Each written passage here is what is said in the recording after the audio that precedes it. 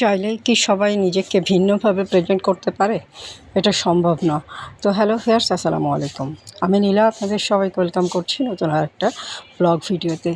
আজকের ব্লগ ভিডিওটাও একই রকম। প্রতিদিনের মতো কিছু কথা, কিছু গল্প আপনাদের সাথে শেয়ার করি। কথাগুলো যদি ভালো লাগে শেষ পর্যন্ত সাথে থাকবেন। যদি একটু বেশি ভালো লাগে তাহলে একটা লাভ রিয়াক্ট দিয়ে বা একটা ছোট্ট কমেন্ট করে পাশে থাকবেন। এই যে যেটা বলছিলাম, চাইলে কি ভিন্নভাবে সব কিছু উপস্থাপন করা যায় বা নিজেকে পরিবর্তন করা যায়? এটা সম্ভব হয় না। আমি খুব বেশি পারি না নিজেকে পরিবর্তন করতে। তো যাই হোক, আমি এবং আমার আব্বা বেরিয়ে পড়লাম শহরের উদ্দেশ্যে। শহরের উদ্দেশ্যে বলতে আমার এক বোনের বাসায় যাব। সেখানে আব্বার এক খালাতো বোন এসেছে। আব্বার যেহেতু বয়স হয়ে গেছে, আব্বার খালাতো বোন তারও বয়স হয়ে গেছে। আমাদের যেহেতু বয়স হয়ে গেছে, তাদের বয়স হওয়াটাই স্বাভাবিক।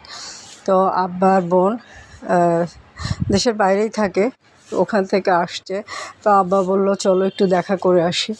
আর আব্বা মার কথা এখন চেষ্টা করি মানে প্রতিটা কথা শুনতে, অবাধ্য হওয়ার চেষ্টা না করি।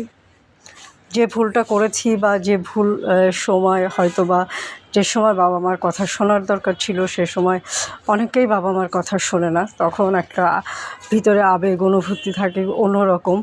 শরীরের রক্ত যতক্ষণ গরম থাকে তখন মানুষও কিন্তু অন্যরকম থাকে, বা একটা সময় গেলে মানুষ আবার নিজেকে গুছিয়ে নেয়, কিন্তু সেই গোছাতে গেলে সেই জীবনটা আর পাওয়া যায় না, ঠিক না? তো আমার কাছেও অনেকখানি এরকম।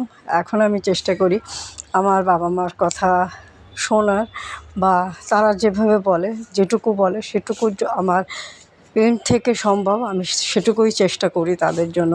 তো এই যে বাপ মেয়ে বেরিয়ে পড়েছি, আর আমার কাছে আমার আব্বা মা মানে একটা আবেগের জায়গা। আর সবার কাছে সবার বাপ মা একটা অন্যরকম আবেগ, কেননা বাবা মা অনেক কষ্ট করে একটা সন্তান মানুষ করে, খেয়ে না খেয়ে রাত দিন কষ্ট করে পায়ের ঘাম মানে কী বলে মাথার ঘাম পায়ে ফেলে প্রতিটা সন্তানকেই বড় করে। কিছু আছে যারা হয়তো বিত্তশালী, তাদের কথা আলাদা, কিন্তু বেশিরভাগ বাবারাই কিন্তু এভাবেই কষ্ট করে। তো যাই হোক, আমার আব্বার বোন এসেছে, আমার আব্বাতে অনেক খুশি। এবং যেদিন এসেছে তার পরের দিন সকালেই বলল আমি যেহেতু ঢাকায় চলে আসবো, তো বলল চলো একটু দেখা করে আসি। আর ভাবলাম আমার একটু কষ্ট হলেও, যে গরম পড়ছে বাইরে বের হওয়া খুবই ডিফিকাল্ট, আর যশোরে এত গরম যে আসলে সহ্যই করা যায় না। তো কী আর করা। আর এইটা হচ্ছে অনেক চিরচেনা একটা রাস্তা, কলেজের গলি। রাস্তাটা দেখলাম বেশ ভেঙে গেছে।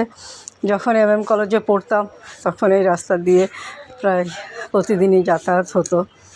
খুব একটা কিছু জায়গা আছে, হ্যাঁ, যেখানে গেলে একটু আবেগগুলো ভিতর থেকে উতলে ওঠে। ঠিক এই রাস্তাটার কাছে যে ওরকম হলো, কিন্তু আমরা পাশ করেছি অনেক আগে, 2006 সাল থেকে ওখান থেকে চলে এসেছি।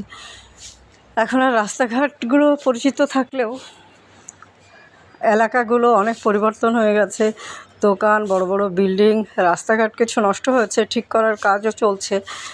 আর পরিচিত সেই দোকানগুলো, পরিচিত সেই মুখগুলো খুঁজে বেড়াই, কিন্তু খুঁজে পায় না।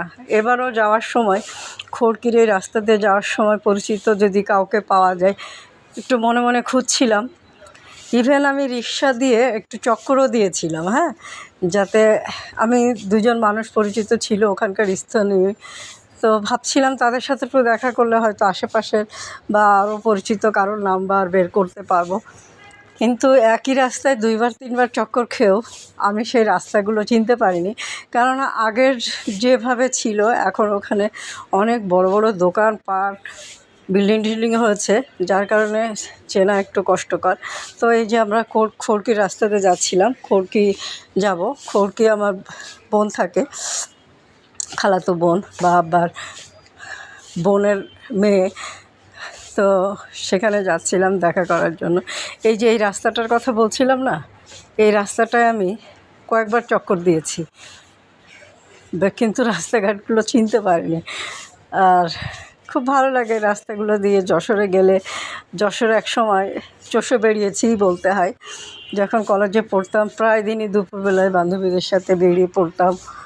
দুপুরবেলায় বের হতাম, ঠিক দুপুরের রোদে ঘুরতে যেতাম, দোয়াটানায় যেতাম, কালেক্টরের মার্কেটে যেতাম, চটপটি খেতাম, কিছু কেনার উদ্দেশ্যে যেতাম, হাঁটতে হাঁটতেই চলে যেতাম।